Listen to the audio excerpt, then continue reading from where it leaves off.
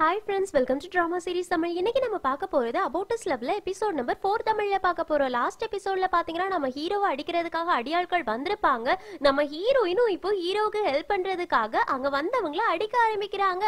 அப்போ நம்ம ஹீரோயினோட கால் லைட்டா ஸ்லிப் ஆகி அப்படியே ஹீரோ மேலேயே விழுந்துடுவாங்க. இப்போ மேனேஜர் அங்க வந்துடுறாங்களா, அடியாட்கள் எல்லாத்தையும் துரத்தி விட்டுடுறாங்க. நம்ம ஹீரோயின் லைட்டா மயங்குற மாதிரி ஆயிடுறாங்க. அதனால நம்ம ஹீரோயினை அப்படியே கையில தூக்கிக்கிட்டு ஹாஸ்பிட்டலுக்கு கொண்டு போறாங்க. இங்க நம்ம ஹீரோயின் ஹாஸ்பிட்டல்ல கண்ணு முழிச்சு பாக்குறாங்க. ஹீரோயினோட கையில மட்டும் லைட்டா பிராக்சர் ஆயிருக்கும். எதனால அப்படின்னா நம்ம ஹீரோயினும் ஃபைட் பண்ணி இருந்திருப்பாங்கல்ல, அதனாலதான் இப்போ டாக்டர்ஸும் நம்ம ஹீரோயின் நின்னுட்டு இருக்காங்களா. அப்போ டாக்டர் கிட்ட நம்ம ஹீரோயின் நான் நல்லாதானே இருக்கேன் அப்படின்னு கேக்குறாங்க. அதுக்கு டாக்டர்ஸும் நீங்க நல்லாவே இருக்கீங்க, உங்களை ஒரே ஒரு ஃபுல் பாடி செக்அப் மட்டும் எடுத்துட்டா போதும், இப்போதைக்கு நீங்க முடிச்சிட்டீங்கல்ல, அதனால பரவாயில்ல நாங்க கிளம்புறோம் அப்படின்னு டாக்டர்ஸ் 2 பேரும் கிளம்பி போயிடுறாங்க. பக்கத்துல மூணாவது ஒருத்தவங்க நிக்கிறாங்களே, அவங்கதான் நம்ம ஹீரோவுக்கு கிளென்லினஸ் தானே ரொம்ப பிடிக்கும், அதாவது சுத்தமா இருக்கணும் தானே, அதனாலதான் இந்த மாதிரி ட்ரெஸ் பண்ணிட்டு மாஸ்க் போட்டுட்டு இருக்காங்க. இப்ப டாக்டர்ஸ் போனதுக்கு அப்புறமா நம்ம ஹீரோயின் கிட்ட சொல்றாங்க, உனக்கு ஃபுல் பாடி செக்அப் வந்து இன்னைக்கு மதியானத்துக்கு அப்புறமா பண்ணுவாங்க, அதுக்கப்புறமா நீ வீட்டுக்கு போகலாம் அப்படின்னு. அதுக்கு ஹீரோயின் கேக்குறாங்க, எனக்கு ஒரே ஒரு சின்ன அடிபட்டிருக்கு, இதுக்கு ஆல்ரெடி எக்ஸ்ரே பண்ணியாச்சு, ஸ்கேன் பண்ணியாச்சு, இனி ஃபுல் பாடி செக்அப் பண்ணணும்னா என்னால முடியாது, ஆனா என்ன எதுக்காக இந்த மாதிரி ஒரு ரூம்ல ஐசோலேட் பண்ணி கொண்டு வச்ச மாதிரி வச்சிருக்கீங்க அப்படின்னு. அதுக்கு ஹீரோ சொல்றாங்க, எனக்கு சுத்தம் தான் ரொம்ப முக்கியம், உன்னை எல்லார் மாதிரியும் நார்மலா ஒரு வார்டுல என்னால போட முடியாது, அதனாலதான் உன்னை இந்த மாதிரி ஒரு வார்டுல போட்டிருக்கேன், நீ ஒழுங்கா ரெஸ்ட் எடு, அதுக்கப்புறமா உள்ளது அப்புறமா பாத்துக்கலாம் அப்படின்னு சொல்லிட்டு அங்க இருந்து கிளம்பி போயிடுறாங்க. நம்ம ஹீரோயினுக்கு ஹீரோ எதுக்காக இப்படி எல்லாம் பண்ணிட்டு இருக்காங்க அப்படின்றதே புரியல.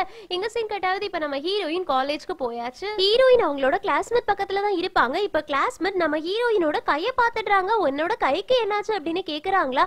அதுக்கு ஹீரோயின் சொல்றாங்க, ஒன்னும் இல்ல, பெருசா எந்த அடியும் இல்ல, ஒரு சின்ன ஆக்சிடென்ட் அவ்வளவுதான், இன்னைக்கு யார் லெக்சர் கொடுக்க வராங்க, யார் வந்தாலும் சரிதான், என்ன தயவு செஞ்சு எழுப்பிடாத, நான் நைட்டு ஃபுல்லா ஒழுங்கா தூங்கவே இல்லை, அதனால எனக்கு கொஞ்சம் தூக்கம் தேவைப்படுது, நான் கொஞ்ச நேரம் தூங்கிக்கிறேன் அப்படின்னு நம்ம ஹீரோயின் தூங்க ஆரம்பிச்சிடுறாங்க.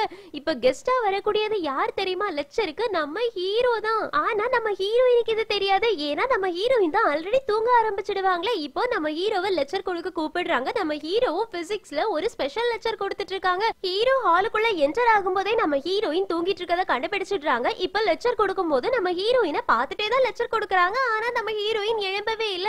கொஞ்ச நேரம் கழிச்சு நம்ம ஹீரோயின் வந்து கொஞ்சம் முழிப்பு வந்துட்டு அப்படியே கொட்டாய் விட்டுட்டு டயர்டாயி எழும்புறாங்க.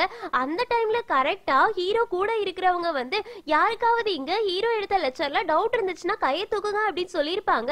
நம்ம ஹீரோயின் எழும்புறாங்கல்ல, அவங்க கையை அப்படியே சோம்பல் முறிச்சு தூக்குறாங்களா.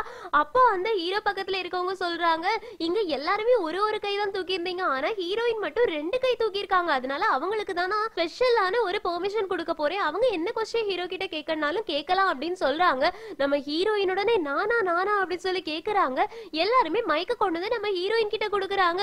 நம்ம ஹீரோயினுக்கு என்ன ஹீரோ லெக்சர் எடுத்தாங்கன்னே தெரியாது, பின்ன என்ன கொஸ்டின் கேட்பாங்க, அதனால அப்படியே முழிச்சிட்டு இருக்காங்க. அப்போ ஹீரோயினோட கிளாஸ்மேட் இருக்காங்கல்ல, அவங்க நோட்ல ஒரு கொஸ்டின் எழுதி ஹீரோயின் கிட்ட காமிக்கிறாங்க. ஹீரோயின் அதை ரீட் பண்றாங்க. அதுல நீங்க லஞ்சுக்கு என்ன சாப்பிட போறீங்க அப்படின்னு இருக்கும். நம்ம ஹீரோயினுடனே இதையா எழுதி வச்சிருக்க அப்படின்னு கிளாஸ்மேட்ட பாக்குறாங்களா. எல்லாரும் சிரிக்கிறாங்க. கிளாஸ்மேட் சொல்றாங்க, அது ஃபர்ஸ்ட் சென்டென்ஸ், நான் எழுதுனது செகண்ட் சென்டென்ஸ், இதப்படி அப்படின்னு. அதுக்குள்ளாடி ஹீரோ பக்கத்துல இருந்தவங்க சொல்றாங்க, இது என்ன மாதிரி ஒரு கொஸ்டின், ரிலேட்டடே இல்லாம கேட்டிருக்கீங்களே, இருந்தாலும் பண்ணியா தான் இருக்கு அப்படின்னு. நம்ம ஹீரோ சிரிக்கிறாங்க. ஹீரோயினுக்கு ரொம்ப எம்பாரசிங்கா போயிடுச்சு, அதனால அப்படியே கீழே உட்கார்ந்துடுறாங்க. நோட்டை வச்சு அப்படியே ஃபேஸ கவர் பண்ணிக்கிறாங்க. நம்ம ஹீரோவுக்கு சிரிப்பு கண்ட்ரோல் பண்ணவே முடியல. ஸ்டேஜ்லயே உட்கார்ந்து ஹீரோயினை பார்த்து சிரிச்சிட்டு இருக்காங்க. இங்க கட் பண்ணா நம்ம ஹீரோயினை ப்ரொஃபசர் ஹீரோ முன்னாடி கூட்டிட்டு போய் நிக்க வச்சுட்டு, நீ ஹீரோ கிட்ட எந்த மாதிரி ஒரு கொஸ்டின் கேட்ட, நீ காலேஜுக்கு கெட்ட பேரை உண்டாக்கிட்ட, எவ்வளவு பெரிய ஆளு ஹீரோ, அவங்க நம்ம காலேஜ்க்கு லெக்சர் கொடுக்க வந்திருக்காங்க, ஆனா நீ லூசுத்தனமான ஒரு கொஸ்டினை கேட்டு அவங்கள ரொம்ப கஷ்டப்படுத்திட்ட அப்படிலாம் சொல்றாங்க. நம்ம ஹீரோ இதுக்கும் எனக்கும் சம்மந்தம் இல்ல அப்படின்ற மாதிரியே உட்கார்ந்துட்டு இருக்காங்க. நம்ம ஹீரோயின் ப்ரொஃபசர் கிட்ட சாரி கேக்குறாங்க. இப்ப ப்ரொஃபசர் சொல்றாங்க, உனக்கு கொடுக்க போற பனிஷ்மெண்ட் என்ன அப்படின்னா, ஹீரோ இங்க எத்தனை நாள் வந்து கிளாஸ் எடுக்கிறாங்களோ அத்தனை நாளும் நீ தான் அவங்களுக்கு அசிஸ்டண்டா இருக்கணும், அவங்க சொல்ற எல்லாத்தையும் நீ கேட்டு நடந்துக்கணும் அப்படின்னு சொல்லிட்டு போறாங்க. நம்ம ஹீரோயினுக்கு இப்ப வேற வழி கிடையாது, அதனால ஓகே சொல்றாங்க. இப்போ ப்ரொஃபசர் போயாச்சு. நம்ம ஹீரோயின் கிட்ட கேக்குறாங்க, என்னோட லஞ்ச பத்தி நீ ரொம்ப கவலைப்பட்டல, என் கூட லஞ்ச் வேணா சாப்பிடுறியான்னு. அதுக்கு ஹீரோயின் சொல்றாங்க, உனக்கு என்ன லூசா, உனக்கே தெரியாதா நான் உன் கூட லஞ்ச் எல்லாம் சாப்பிட வர மாட்டேன் அப்படின்னு. லூசுத்தனமா பேசாத, இங்க எதுக்காக வந்த காலேஜுக்கு, உனக்கு அவ்வளோ பெரிய கம்பெனில அவ்வளோ வேலை இருக்கும், அது எல்லாத்தையும் விட்டுட்டு எதுக்காக இந்த காலேஜ்ல எங்களுக்கு லெக்சர் எடுக்க வந்திருக்கு அப்படின்னு.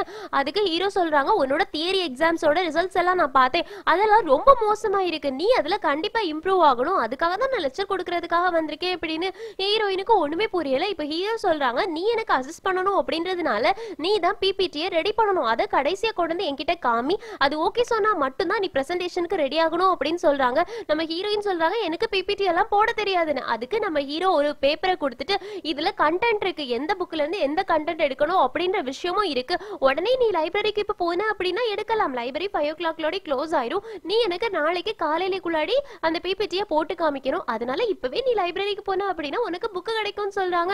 நம்ம ஹீரோயின் உடனே அடிச்சு பரண்டு லைப்ரரிக்கு ஓடுறாங்க. ஹீரோவுக்கு ஹீரோயின் கூட விளையாடுறதுல ஒரு சந்தோஷம். இப்ப லைட்டா ஒரு ஸ்மைல் மட்டும் பண்றாங்க. இங்க கட் பண்ணா நம்ம ஹீரோயின் லைப்ரரிக்கு போயிட்டு இருக்காங்கல்ல, அப்ப அவங்களுக்கு ஒரு கால் வருது. ஃபாயோட அந்த பணக்கார பாய் ஃப்ரெண்ட் இருப்பாங்கல்ல, அவங்க தான் கால் பண்ணிருப்பாங்க. ஃபாய்க்கு என்ன ஆச்சு அப்படின்றது தெரியல, ஒரு பவுல் கடைக்கு வந்திருக்காங்க, இருக்கக்கூடிய எல்லா பவுலையுமே வாங்குறதுக்கு அவ ரெடியா இருக்கா. அவளுக்கு என்ன ஆச்சு, எதுக்காக இப்படி பண்றா அப்படின்றது தெரியல. ஆனா ஏதோ ஒரு பவுல உடைச்சிட்டாலாம், அதே மாதிரி ஒண்ணு வேணும்னு சொல்லிட்டு நல்லா சுத்தி சுத்தி பார்த்துட்டு இருந்தா. ஆனா எதுவுமே கிடைக்காத உடனே அவகிட்ட இருந்த மொத்த சேவிங்ஸையும் போட்டு கடையில இருக்கக்கூடிய எல்லா பவுலையும் வாங்கிட்டோம் அப்படின்னு முடிவு பண்ணிட்டு இருக்கா. எனக்கு என்ன பண்றது அப்படின்றதே தெரியல, அதனால உன்னோட ஃப்ரெண்டை நான் இங்க விட்டுட்டு கிளம்ப போறேன், நீ வந்து அவளை பிக்கப் பண்ணிக்கோன்னு சொல்றாங்க. இப்ப ஹீரோயின் கேக்குறாங்க, நீ அங்க இருந்து போயிட்ட அப்படின்னா அவளோட நிலைமை என்ன ஆகும் அப்படின்னு சொல்லி கேக்குறாங்களா. ஆனா ஃபாயோட பாய் ஃப்ரெண்ட் அதுக்குள்ளாடி காலை கட் பண்ணிட்டு அங்க இருந்து கிளம்பி போயிடுவாங்க. ஃபாய் அவங்களோட பாய் ஃப்ரெண்டை பார்த்துட்டு ஏய் நில்லு நில்லுன்னு சொல்லுவாங்க. ஆனா அதுக்குள்ள அவங்க கார் எடுத்துட்டு கிளம்பிடுவாங்க. இருந்தாலும் ஃபாய் விடுறதா இல்ல, அங்க இருக்கக்கூடிய ஒவ்வொரு பவுலையா பாத்துக்கிட்டு இருக்காங்க. அப்ப நம்ம ஹீரோயின் ஃபாய்க்கே கால் பண்ணிடுறாங்க, நீ என்ன பண்ணிக்கிட்டு இருக்க, பவுல்ல உடைஞ்சது உண்மைதான், அதுக்காக நீ அதே மாதிரி ஒரு பவுல் வாங்கணும்னு எவ்வளவு காசு செலவு பண்ணுவ, எத்தனை கடை ஏறி இறங்குவ அப்படின்னு. அதுக்கு ஃபாய் சொல்றாங்க, மேல இருக்கக்கூடிய அந்த பூனையோட பவுல நான் தானே உடைச்சேன், அதனால என்னால சும்மா இருக்க முடியாது, அவனுக்கு நான் எதுவும் கடன்பட்டு இருந்த மாதிரி இருக்க மாட்டேன், அதனால நான் ஒரு பவுல அதே மாதிரி அவனுக்கு வாங்கி கொடுக்க போறேன் அப்படின்னு சொல்றாங்க. அதாவது ஃபாய் வந்து ஜயலுவை தான் பூனைக்குட்டி அப்படின்னு மென்ஷன் பண்ணிருப்பாங்க. ஆக்சுவலி இந்த சீரிஸ் ஃபுல்லாருமே எல்லாருமே ஜயலுவை பூனை அப்படின்னு தான் சொல்லுவாங்க. இப்போ ஹீரோயின் கேக்குறாங்க, நீ ஒரே ஒரு பவுல தானே உடைச்சா, அப்படின்னா ஒரே ஒரு பவுல் வாங்க, உன்னோட மொத்த சேவிங்ஸையும் போட்டு அத்தனை பவுல் வாங்கணும் அப்படின்ற எந்த அவசியமே கிடையாது, நீ யார் கூட வந்திருக்க அப்படின்னு கேக்குறாங்க. அதுக்கு ஃபாய் சொல்றாங்க, என்னோட மொத்த சேவிங்ஸ் போனாலும் பரவாயில்ல, நான் அவனுக்கு கடன்பட்டு இருக்க மாட்டேன், அவனோட உடைச்ச பவுல நான் திரும்பி கொடுத்தே ஆகணும் அப்படின்னு சொல்லிட்டு என் பக்கத்துல லீஷி தான் இருக்கான்னு சொல்றாங்க. லீஷி உடனே போனை வாங்கிட்டு ஹீரோயின் கிட்ட என்ன நடந்துச்சு அப்படின்றத சொல்றாங்க. எதனால ஃபாய் இவ்ளோ பவுல்ஸ் வாங்க போறாங்க அப்படின்ற விஷயம் எதனால அப்படின்னா, இன்னைக்கு காலையில ஆல்ரெடி ஃபாய் ஒரு பவுல வாங்கிட்டு ஜயலுவோட வீட்டு முன்னாடி போய் நின்றுப்பாங்க, கதவை தட்டுவாங்க, அதே மாதிரி ஜயலுவும் வந்து கதவை ஓபன் பண்ணுவாங்க. இப்போ ஃபாய் தான் கையில வச்சிருந்த பவுல ஜயலு கிட்ட கொடுத்துட்டு, ஆல்ரெடி நான் உன்னோட ஒரு பவுல உடைச்சேன்ல, எனக்கு யாருக்கும் கடன்பட்டு இருக்கலாம் பிடிக்காது, உன்னோட ஒரு பவுல உடைச்சதுனால அதே மாதிரி நான் உனக்கு இனி ஒரு பவுல் வாங்கி தந்திருக்கேன், இது ரொம்ப காஸ்ட்லி, அதனால நீ இதை அக்செப்ட் பண்ணிக்கோ, இனி உனக்கும் எனக்கும் நடுவுல எதுவும் கிடையாது அப்படின்னு சொல்றாங்க. அதுக்கு ஜயலு எந்த வார்த்தையுமே பேசாம அந்த பவுல அப்படியே எடுத்து கீழே போட்டு உடைச்சிடுறாங்க. ஃபாய் கேக்குறாங்க, இதோட அருமை உனக்கு தெரியுமா, இது எவ்வளவு காசுன்னு தெரியுமா அப்படின்னு. அதுக்கு ஜயலு எதுவுமே பேசாம கதவை சாத்திட போறாங்களா. அப்போ ஃபாய் சொல்றாங்க, நீ வச்சிருந்த பவுல் எவ்வளவு ரூபான்னு சொல்லு, கண்டிப்பா நான் அதுக்கு காம்பன்சேஷனாவது பண்றேன், என்னால ஒரு ஆளுக்கு கடன்பட்டு இருக்க முடியாதுன்னு சொல்றாங்க. உடனே ஜயலு வந்து கேட்டை மூட போறாங்க. ஃபாய் மூடவே விடல, இருந்தாலும் ஜயலு டோரை க்ளோஸ் பண்ணிக்கிட்டு உள்ள போயிட்டு காசை எடுத்துட்டு வந்து ஃபாய் கிட்ட கொடுத்துட்டு, இதுல நிறைய காசு இருக்கு, இதை விட அதிகமா ஆச்சுன்னா கூட நீ என்கிட்ட கேளு, நான் உனக்கு கொடுக்குறேன், ஆனா நீ உடைச்ச அதே பவுல் மாதிரி எந்த பவுல் இருக்கோ அதை வாங்கிட்டு வா அப்படின்னு சொல்லி காசை கொடுத்திருப்பாங்க. கூடவே உன்னால அந்த மாதிரி ஒரு பவுல வாங்க முடியல அப்படின்னா நான் போலீஸ்க்கு இன்ஃபார்ம் பண்ணி உன்னை போலீஸ்ல பிடிச்சு கொடுத்திருப்பேன் அப்படின்னு சொல்லிடுவாங்க. ஃபாயும் அதை வாங்கிட்டு, நீ என்கிட்டயே சேலஞ்ச் பண்றியா, நான் கண்டிப்பா அதே மாதிரி ஒரு பவுல வாங்கிட்டு வரேன் பாரு அப்படின்னு சொல்லி இருந்திருப்பாங்க. அதனாலதான் ஒவ்வொரு பவுல் ஷாப்பா போயிட்டு அதே மாதிரி பவுல தேடிக்கிட்டு இருக்காங்க. ஆனா அதே மாதிரி ஒரு பவுல் அவங்களுக்கு கிடைக்கவே இல்ல.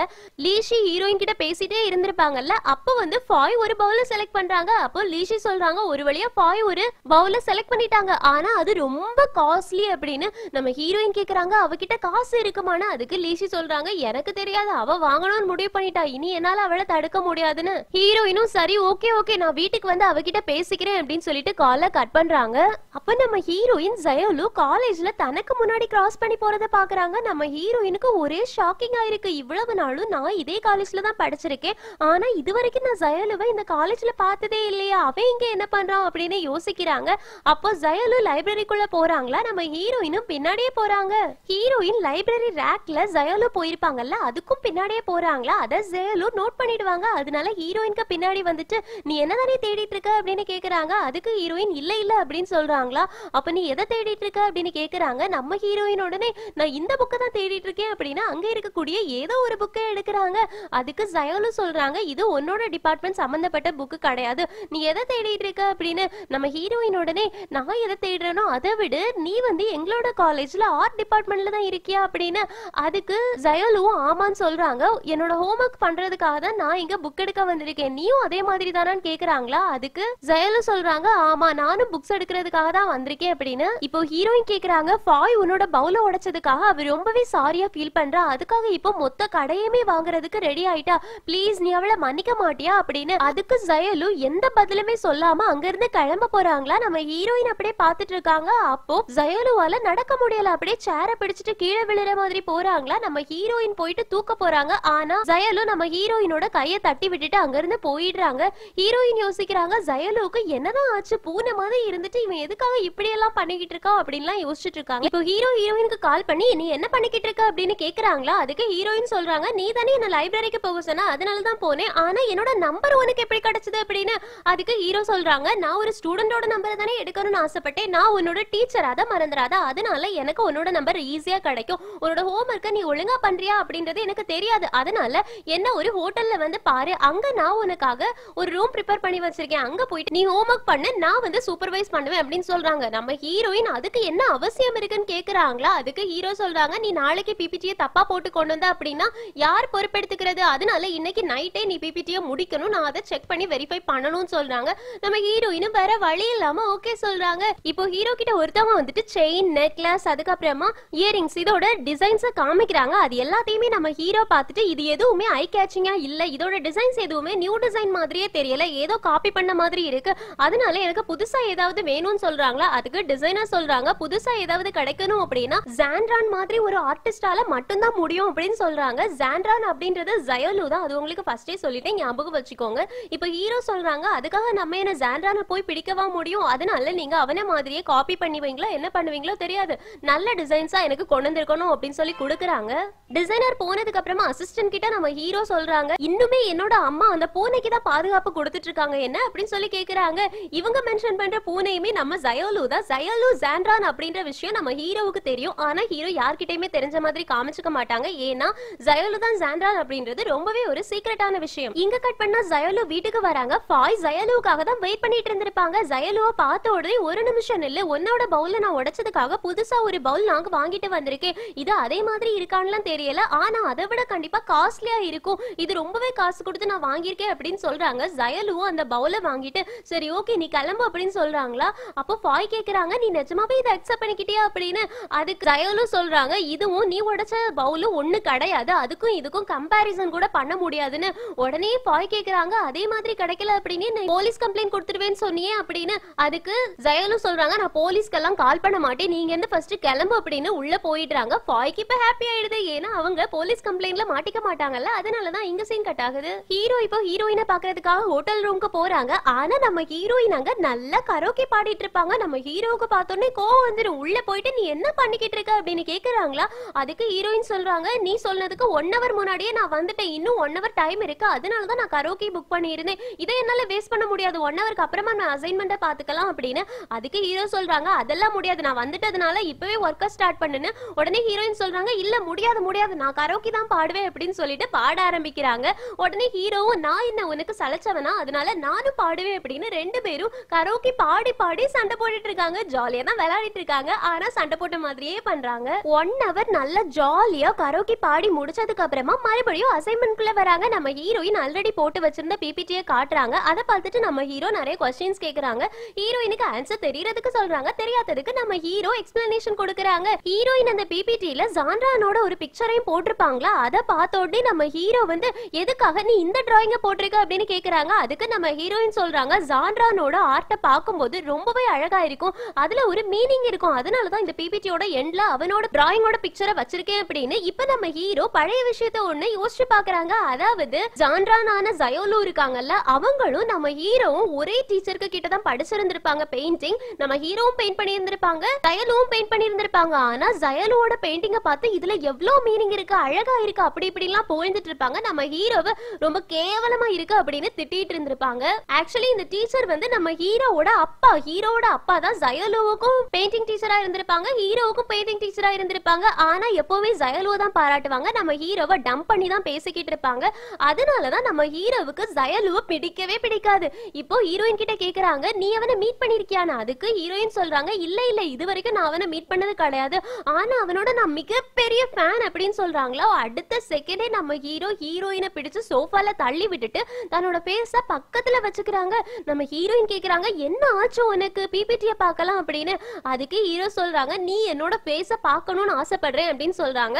அதுக்கு ஹீரோயின் வந்து, நம்ம ஃபர்ஸ்ட் பிபிடிய முடிக்கலாம், அதுக்கப்புறமா எதுனாலும் பேசிக்கலாம் அப்படின்னு சொல்றாங்களா. அதனால சரி ஓகே அப்படின்னு ஹீரோ மறுபடியும் பிபிடிக்குள்ள போயிடுறாங்க. ஏன்னா ஹீரோவுக்கு கொஞ்சம் பதட்டம் ஆயிடுது. இங்க சீன் கட் ஆகுது. அடுத்த நாள் நம்ம ஹீரோ காலேஜ்ல வந்துட்டு லெக்சர் எடுக்கிறாங்க. நம்ம ஹீரோயின் கொடுத்திருப்பாங்கல்ல அந்த பிபிடியை தான் யூஸ் பண்றாங்க. இப்ப நம்ம ஹீரோயினுக்கும் இருமல் வருது, அந்த பக்கம் ஹீரோ பேசிட்டு இருக்காங்கல்ல அவங்களுக்கும் இருமல் வருது. ரெண்டு பேரும் ஒரே நேரத்துல இருமன உடனே அந்த கிளாஸ்மேட்டுக்கு சந்தேகம் வந்துருது. அதனால ஹீரோயின் கிட்ட கேக்குறாங்க, நீயும் இருமுற அவனும் இருமுறா, என்ன ஆச்சு, ஏதாவது எனக்கு தெரியாம நடந்துச்சா அப்படின்னு. அதுக்கு ஹீரோயின் சொல்றாங்க, ஒண்ணும் இல்ல, நேத்துக்கு நைட்டு ஃபுல்லா நான் பிராக்டிஸ் பண்ணிட்டு இருந்தேன் எக்ஸாமுக்கு, அதனாலதான் என்னால இருமாம இருக்க முடியல, நிறைய நேரம் பேசிட்டு இருந்ததுனால எனக்கு இருமல் வந்துருச்சு அவ்வளவுதான் அப்படின்னு சொல்றாங்க.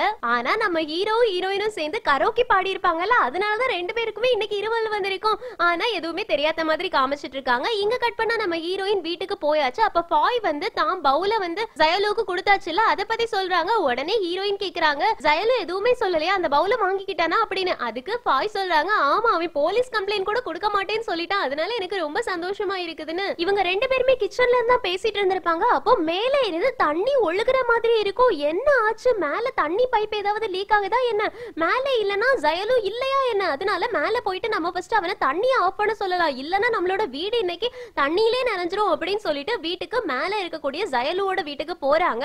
கதவு தட்டுறாங்க, காலிங் பெல் அடிக்கிறாங்க, ஆனா யாருமே வெளியில வரல.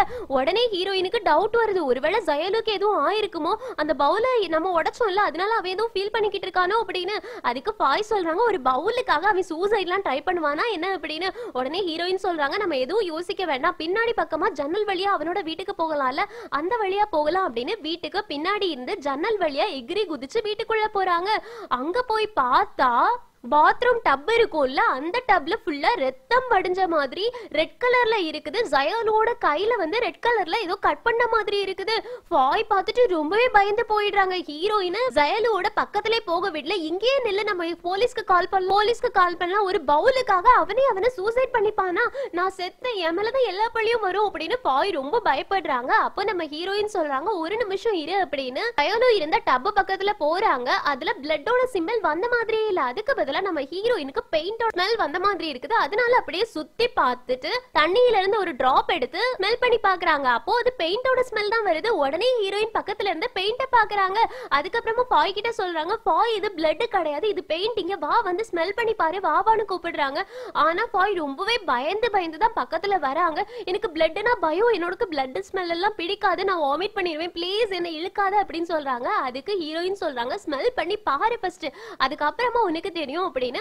அதனால ஃபாயும் ஸ்மெல் பண்றாங்க. அது பிளட்டோட ஸ்மெல் இல்ல, பெயிண்டோட ஸ்மெல். பெயிண்ட் எதுக்காக இவனோட மேல எல்லாம் இருக்குது, இவனுக்கு என்னாச்சு அப்படின்னு யோசிச்சு அப்படியே ஜயலுவோட பக்கத்துல போய் பார்க்க போறாங்க. அப்ப கரெக்டா ஜயலு ஃபாயை பிடிச்சு அப்படியே தண்ணிக்குள்ள இழுத்துடுறாங்க. ஹீரோயின் பயந்து போயிடுறாங்க, ஃபாய் ரொம்பவே பயந்து போயிடுறாங்க. ஆனா ஜயலு அன்கான்ஷியஸாவே தான் இருந்திருக்காங்க, ஏதோ தெரியாம ஃபாயை பிடிச்சு உள்ளாடி இழுத்திருப்பாங்க. இப்போ உடனே ஆம்புலன்ஸ் வர வச்சு ஜயலுவை ஹாஸ்பிட்டலுக்கு அனுப்பி விடுறாங்க. பின்னாடியே யாராவது ஒரு ஆள் கண்டிப்பா வரணும், ஏன்னா ஹாஸ்பிட்டல்ல ஃபார்ம்ல எல்லாம் சைன் பண்ணணும் அப்படின்னு சொல்றாங்களா. ஹீரோயின் வந்து நான் போகவான்னு கேக்குறாங்க. அதுக்கு பாய் சொல்றாங்க, இல்ல வேண்டாம், நான் தான் அந்த பவுல உடைச்சேன், என்னாலதான் ஜயலுக்கு இந்த மாதிரி எல்லாம் ஆயிருக்கு, அதனால நானே அவன் கூட ஹாஸ்பிட்டலுக்கு போறேன், நீ அவனோட ஆன்ட்டிக்கு இன்ஃபார்ம் பண்ணிட்டு அதுக்கப்புறமா நீ வா அப்படின்னு சொல்லிட்டு பாய் மட்டும் இப்ப ஜயலு கூட போறாங்க. ஹீரோயின் ஜயலுவோட வீட கிளீன் பண்றாங்க. அப்போ அந்த உடைஞ்ச பவுலோட துண்ட பாக்குறாங்களா, இத ஒட்டுறதுக்கு ஏதாவது ஒரு வழி இருக்கும், அதனால நான் ஏதாவது ஒரு வழியை யோசிச்சு கண்டிப்பா இதை ஒட்டணும் அப்படின்னு முடிவு பண்றாங்க. இங்க கட் பண்ணோம், நம்ம ஹீரோவுக்கு ஜயலுவ ஹாஸ்பிட்டல்ல சேர்த்திருப்பாங்கல்ல, அந்த நியூஸ் வருது. நம்ம ஹீரோ அவனோட கண்டிஷன் இப்ப எப்படி இருக்குன்னு கேக்குறாங்க. அதுக்கு அவங்களோட மேனேஜர் சொல்றாங்க, அவன் இப்ப முழிச்சிட்டான், இவ்வளவுதான் எங்களுக்கு தெரியும் அப்படின்னு. நம்ம ஹீரோவும் சரி ஓகே, அவன் எந்த ஹாஸ்பிட்டல்ல இருந்தா அப்படின்ற டீடைல்ஸ் மட்டும் வாங்கி வச்சுக்கோங்க அப்படின்னு சொல்றாங்க. இங்க கட் பண்ணா ஹாஸ்பிட்டல்ல ஜயலுவ பாக்குறதுக்காக அவங்களோட ஆன்ட்டி வந்திருக்காங்க. இந்த ஆன்ட்டி தான் நம்ம ஹீரோவோட அம்மா. ஜயலுவ பார்த்தோன்னே ரொம்ப பயந்து போயிடுறாங்க. ஜயலு உனக்கு என்னாச்சு, எழும்பு அப்படின்னு சொல்றாங்களா. அதுக்கு பாய் சொல்றாங்க, அவன் இன்னும் கொஞ்ச நேரம் ரெஸ்ட் எடுக்கணும், இப்ப மயக்கத்துல இருக்கான், அதனால இப்ப உடனே முழிக்க மாட்டான், நீங்க எதுக்கும் கவலைப்படாதீங்க. அவன் 3 நாளா எதுவுமே சாப்பிடலையா, தண்ணி கூட குடிக்கல, அதனாலதான் அவன் மயங்கி விழுந்துட்டு அவனோட உடம்பு ரொம்ப வீக்கா இருக்கிறதுனாலதான் இப்ப அவன் மயங்கிட்டு இருக்கான் அப்படின்னு சொல்றாங்க. உடனே ஹீரோட அம்மா கேக்குறாங்க எதனால அவன் 3 நாளா சாப்பிடாம இருந்தான் அப்படின்னு. உடனே ஃபாய் வந்து கால்குலேட் பண்ண ஆரம்பிச்சிருக்காங்க. 3 நாள் அப்படின்னா எத்தனாம் தேதியில இருந்து இருந்திருக்கும் அப்படின்னு யோசிக்கும் போதுதான் அவங்களுக்கு அந்த பவுல் உடைஞ்சது ஞாபகம் வருது. அதனால ஆன்ட்டி கிட்ட கேக்குறாங்க, ஆன்ட்டி ஒரு விஷயம் மட்டும் நான் உங்ககிட்ட கேட்கணும், நான் வந்து அவனோட ஒரு பவுலை உடைச்சிட்டு அதுக்கப்புறமாத்துல இருந்து தான் அவன் சாப்பிடாத மாதிரி எனக்கு தோணுது. ஏன்னா அந்த பவுல் உடைஞ்சதுக்கு அப்புறமா அவன் ரொம்பவே ஃபீல் பண்ணிக்கிட்டு இருந்தான், என்னாலதான் எல்லாம் நடந்துச்சோ அப்படின்னு சொல்லி கேக்குறாங்க. அதுக்கு ஹீரோட அம்மா சொல்றாங்க அந்த பவுல் அவனுக்கு ரொம்பவே இம்பார்ட்டன்ட், அந்த பவுல் இருந்தா மட்டும்தான் அவன் சாப்பிடுவான், வேற எதுலயுமே அவன் சாப்பிட மாட்டான், அதனாலதான் 3 நாள் சாப்பிட்டு இருந்திருக்க மாட்டானா இருக்கும். இருந்தாலும் உன் மேல எந்த தப்புமே கிடையாது, நீ தானே என்னோட ஜயலுவை கண்டுபிடிச்சு காப்பாத்துனது, அதனால உன் மேல எந்த தப்புமே கிடையாது, நீ எதுவும் பெருசா எடுத்துக்காத, ஜயலு கண்ணு முழிக்கட்டும், அதுக்கப்புறமா நம்ம ஏதாவது பண்ணலாம் அப்படின்னு ஃபாயை சமாதானப்படுத்துறாங்க. இருந்தாலும் ஃபாய்க்கு இன்னும் கொஞ்சம் கஷ்டமா இருக்குது. ஏன்னா ஜயலு அந்த ஒரு பவுல்ல மட்டும்தான் சாப்பிடுவாங்க, வேற எதுலயுமே சாப்பிட மாட்டாங்க. இங்க கட் பண்ணா ஃபாய் இப்ப வீட்டுக்கு போயாச்சு. ஹீரோயின் கிட்ட நடந்ததை சொல்றாங்க. அந்த பூனை இருக்கானே, அந்த பூனை வந்து இந்த பவுல்ல மட்டும்தான் சாப்பிடுவானா, இல்லனா வேற எதுலயுமே சாப்பிட மாட்டானா, அதனாலதான் இந்த பவுல் உடைஞ்சதுக்கு அப்புறமா அவன் எதுலயுமே சாப்பிடலையா அப்படின்னு சொல்லிட்டு இருக்காங்க. அதுக்கு ஹீரோயின் கேக்குறாங்க அப்படி இந்த பவுல்ல என்ன இருக்கு அப்படின்னு. அதுக்கு ஃபாய் சொல்றாங்க எனக்கு தெரியல, ஆனா அவனோட மாஸ்டர் அவனுக்காக செஞ்சு கொடுத்ததான், இதே மாதிரி 2 பேர் தான் உண்டா, ஒன்னு இவன் கிட்ட இருக்கு, இன்னொன்னு யார்கிட்ட இருக்கு அப்படின்றது தெரியல, இந்த ஒரு பவுலும் உடைஞ்சதுனால இதுல அவனால சாப்பிட முடியல அப்படின்னா அவன் எதுலயுமே சாப்பிட மாட்டானா, எனக்கு என்ன பண்றதுன்னே தெரியல, நான் தான் ஒரு ஆளோட உயிரையே எடுக்கிற மாதிரி எனக்கு தோணுது, நான் ஒருத்தரோட லைஃபே நாசம் பண்ணிட்ட மாதிரி தோணுது, எனக்கு ரொம்ப கஷ்டமா இருக்கு அப்படின்னு சொல்றாங்க. அதுக்கு ஹீரோயின் சொல்றாங்க நீ எதுக்கும் கவலைப்படாத, இந்த உடைஞ்ச பவுல எப்படியாவது நம்ம ஒட்ட வச்சிடலாம், கண்டிப்பா இதுக்குன்னு நிறைய டெக்னிக்ஸ் இருக்கும், அதை நான் கண்டுபிடிச்சு இந்த பவுல ஒன்னு சேர்த்து ஜயலுவுக்கு கொடுக்கலாம், அதனால நீ கவலைப்படாத அப்படின்னு சொல்றாங்க. ஆனா ஃபாய் ரொம்பவே வருத்தப்பட்டு இருக்காங்க. இங்க சீக்கிரட்டாவது இந்த எபிசோட் முடியுது. எதுக்காக ஜயலுவுக்கு இந்த பவுல் ரொம்ப முக்கியம், இந்த பவுல்ல மட்டும்தான் சாப்பிடுவாங்க அப்படின்னு எதுக்காக சொல்றாங்க. அது மட்டும் இல்லாம இந்த பவுலுக்கு 2 பேர் உண்டு, ஒன்னு ஜயலு கிட்ட இருக்கு, இன்னொன்னு யார்கிட்ட இருக்கு அப்படின்றது எல்லாத்தையுமே அடுத்தடுத்த எபிசோட்ஸ் பார்த்து தெரிஞ்சுக்கலாம். சோ அடுத்தடுத்த இன்ட்ரெஸ்டிங்கான எபிசோட்ஸ்க்காக வெயிட் பண்ணுங்க. இந்த எக்ஸ்பிளனேஷன் உங்களுக்கு பிடிச்சிருச்சுன்னா லைக் பண்ணுங்க, மறக்காம சேனலை சப்ஸ்கிரைப் பண்ணிடுங்க. Thank you friends, take care, bye by.